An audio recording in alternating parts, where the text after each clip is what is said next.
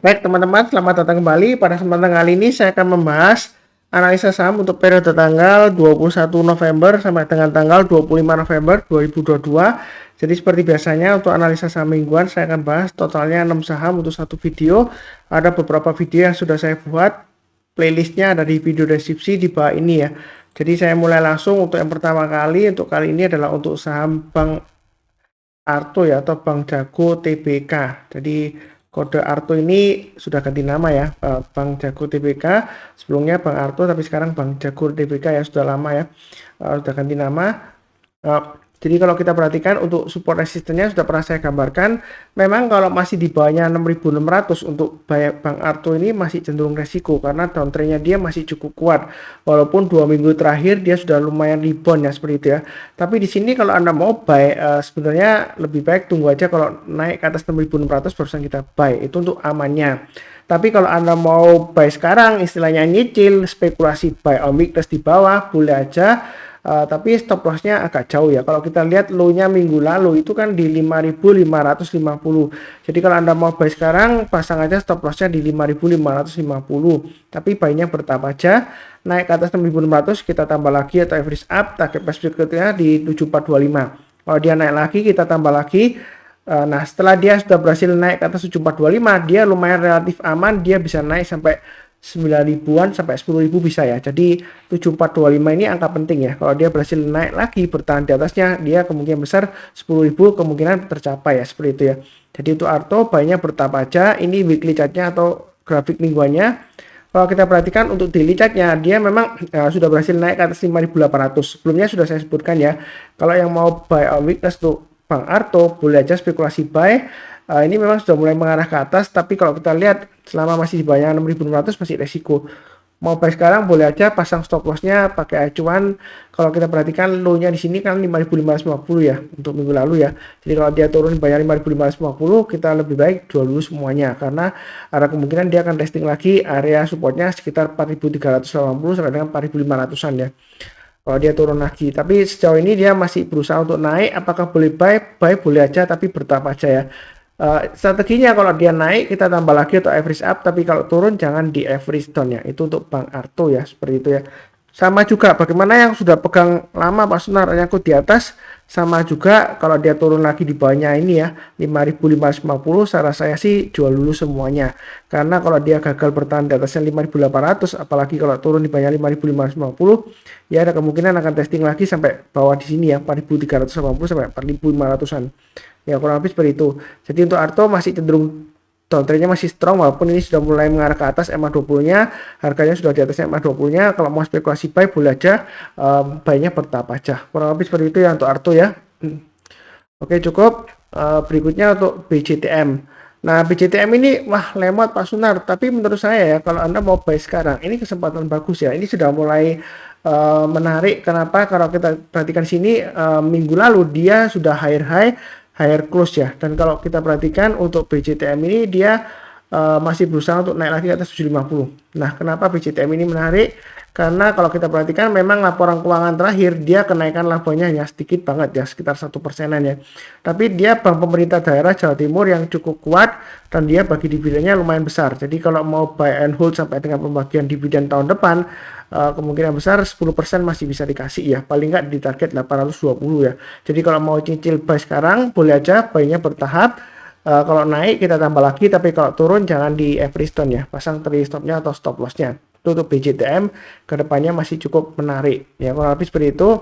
Oke berikutnya untuk BJBR ya. Kalau kita perhatikan di sini memang dia dividennya lumayan besar juga. Nah kalau kita lihat di sini apakah dia masih menarik Pak Sunar? Dia sideways-nya di antara range-nya ya, saya gambarkan 1300-an, 1310 sampai dengan 1435 ya.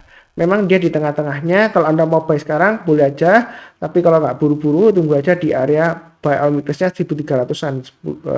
Jadi kalau dia turun di bawah 1310, kalau berhasil rebound mantul ke atas seperti ini ya, kita barusan buy. Target price-nya di 1435, itu resisten terdekatnya. Memang posisinya kurang lebih di tengah-tengahnya. Kalau mau buy bertahap aja.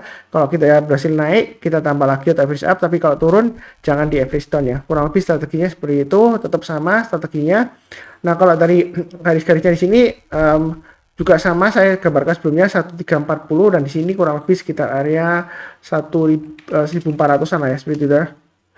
1400 yang di sini, kemudian kalau di atasnya di sini ini sekitar sebentar ya, ini ya 1435. Jadi kalau kita perhatikan mau buy BJPR boleh aja buy-nya bertahap, naik ke atas 1375 tambah lagi average up, naik ke atas 1400, target price berikutnya di 1435 ya. Jadi kurang lebih seperti itu untuk BJPR cukup. Oke, berikutnya untuk 3 saham berikutnya saya bahas masih dalam satu grup ya. Grup Panin, dia sektornya sama di sektor finance ya. Nah, kenapa grup Panin ini saya bahas? Karena sebelumnya dia naiknya tinggi, spektakular, dan dia dalam beberapa minggu ini dia sudah mulai koreksi. Apakah koreksinya masih wajar? Boleh hold yang sudah punya, atau kalau mau buy boleh buy nggak Pak Sunar ya? Pertanyaannya biasanya seperti itu.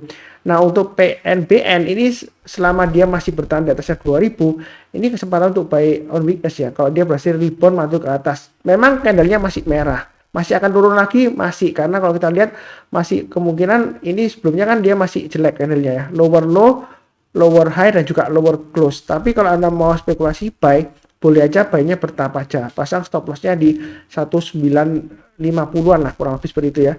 Ya kalau 1990 ya terlalu dekat ya. Tadi kalau turun bayar 1950 jual dulu, tapi buy-nya bertahap. Kalau dia naik setiap kelipatan Rp50 atau Rp100 boleh tambah lagi atau average up. Dia akan menguji resistennya 2200, berikutnya 2400 dan 2600. Itu untuk PNBN.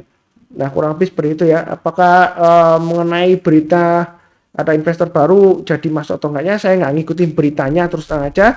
Tapi untuk PNBN ini memang masih cenderung koreksi ya. Tapi kalau mau buy on weakness silakan bertahap aja buy-nya sesuai dengan yang saya sebutkan tadi.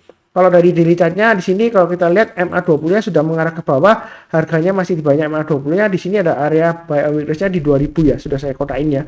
Memang kadang-kadang kalau buy on weakness ya, sudah naik pas benar, tapi kalau turun lagi jangan lupa pasang trailing stop-nya atau stop loss-nya ya, seperti itu ya.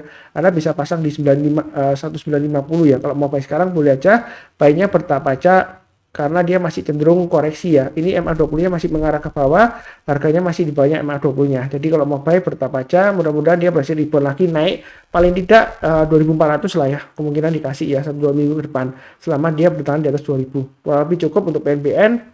Oke, berikutnya untuk PNLF. Kalau kita perhatikan untuk PNLF ini dia ekornya panjang ke bawah ya, seperti itu ya. Jadi dia ini area buy on weakness sudah saya gambarkan sebelumnya. Jadi 468-an kalau dia koreksi di bawahnya berhasil rebound mantul ke atas, kita barusan buy. Nah, di sini dia minggu ini dia akan testing resistance 520. Jadi kalau dia berhasil naik ke atas 520, yang belum buy mau buy high sell higher silakan, atau yang sudah punya mau tambah lagi atau average out silakan, maka dia akan testing berikutnya di 635, 710 dan 820. Ini sama ya garis-garisnya ya. Saya pakai Fibonacci extension sebelumnya, jadi ikutin aja yang sudah saya gambarkan. Belinya bertahap aja, kalau naik kita tambah lagi, tapi kalau turun jangan di average down ya. Pasang trailing stop-nya dan stop loss-nya. Nah, kalau dari daily chart-nya ini area buy on weakness-nya sudah saya gambarkan ya. Sebelumnya ada 3 ya sini ya. Ini di sini area 560. Memang di sini Pak Sunar buy on weakness 560 ke atas saya ikutin rebound, tapi di sini 600 gagal ya. Kalau gagal jangan lupa pasang trailing stop-nya ya, seperti itu ya. Nah, di sini buy on weakness berikutnya ada 482 dan 440 ya. Jadi buy on weakness itu kalau dia koreksi rebound mantul ke atas barusan buy ya. Seharusnya yang ikutin saya sudah buy untuk PNLF ini. Jadi target berikutnya dia akan menguji 520. Buy-nya bertahap aja. Kenapa? Karena MA20-nya masih mengarah ke bawah, harganya masih di banyak MA20-nya. Jadi cenderungan masih koreksi ya. Tapi kalau mau spekulasi buy on weakness silakan, tapi jangan terlalu banyak. Naik kita tambah lagi, tapi kalau turun jangan di average down, pasang trailing stop-nya atau stop loss-nya. Lebih cukup ya. Oke, berikutnya Panin ya. Jadi masih satu grup. Kalau kita perhatikan ini ekor panjang juga. Jadi ini kalau dia sudah berhasil naik ke atas 1500 lumayan menarik ya kalau mau buy ya. Target berikutnya di 1730. Memang area buy on weakness paling bawah di 1245, tapi kalau kita perhatikan 1500 itu bisa dijadikan acuan karena sebelumnya ketika dia dari bawah naik kemudian koreksi, nah ketika dia breakout lagi ke atas 1500 dia bisa naik lebih tinggi lagi ya, seperti itu ya. Jadi sejauh ini memang koreksinya masih cukup wajar walaupun dia fluktuasinya lumayan tinggi ya. Buy-nya bertahap aja, setiap kelipatan Rp50 atau Rp100, kalau dia naik kita tambah lagi, tapi kalau turun jangan di average down ya, seperti itu ya. Nah, ini area buy on weakness saya gambarkan di tebel, area tebel ini ya. Kotak tebel ini 1245 sampai dengan 1470. Jadi ketika dia koreksi berhasil rebound mantul ke atas barusan kita buy. Nah, posisi sekarang dia masih testing 1600 ya. Jadi kalau mau buy bisa tunggu di 1470, kalau dia koreksi rebound lagi kita buy, atau kalau dia naik lagi ke atas 1400 kita buy ya. Target resistance berikutnya sekitar 1730. Jadi garis-garis ini sudah pernah saya sebutkan sebelumnya, sudah saya gambarkan. Setelah 1730 maka resistance berikutnya 1975 dan area 2210 ya, seperti itu ya. Nah, ini apakah masih bisa naik lagi Pak Sunar? Sejauh ini memang masih cenderung lesu ya, karena dia masih di banyak MA20 dan MA20-nya masih mengarah ke bawah. Tapi kalau yang mau buy a weakness silakan, buy-nya bertahap aja. Kalau naik kita tambah lagi, tapi kalau turun jangan di every stone ya. Kurang lebih cukup untuk saham PNIN. Jadi ini sudah saya bahas 6 saham. Berlanjut ke video yang lainnya, linknya ada di video deskripsi di bawah ini. Untuk yang mau nonton silakan. Jangan lupa subscribe, like, nyalakan lonceng notifikasinya yang baru channel Saham Profit ya. Kemudian seperti biasanya saya doakan selalu semuanya selalu sehat, damai dan sejahtera selalu. Amin. Terima kasih banyak. Sekian, tetap semangat.